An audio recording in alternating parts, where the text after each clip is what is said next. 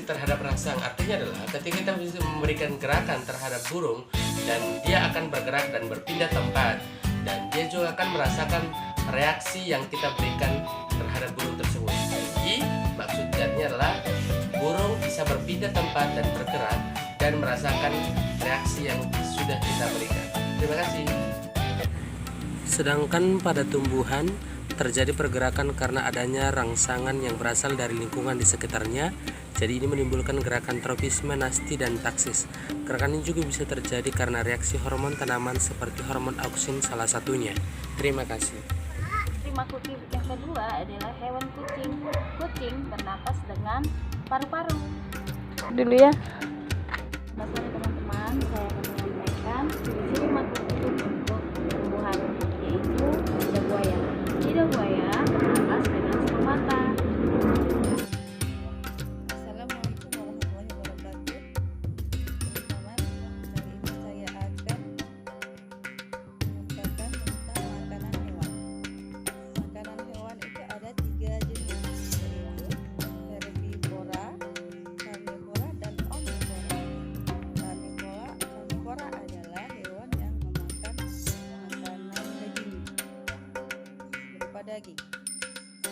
Contohnya kucing, harimau, buaya. Sedangkan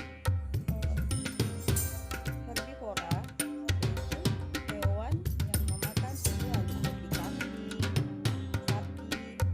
Dan omnivora adalah hewan memakan segalanya. Kali ini saya membahas tentang kecoa. Kecoa itu termasuk hewan memakan segalanya, yaitu omnivora. Jadi kecoa dia memakan makanan sisa, bangkai, daun-daun kering. Dan terakhir dari saya, Assalamualaikum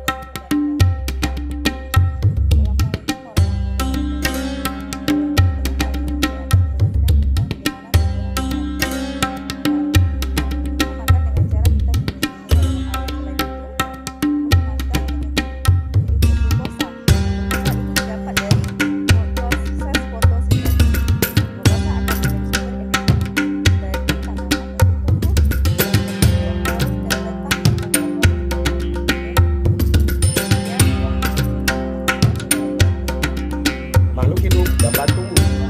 Contohnya pada hewan semut.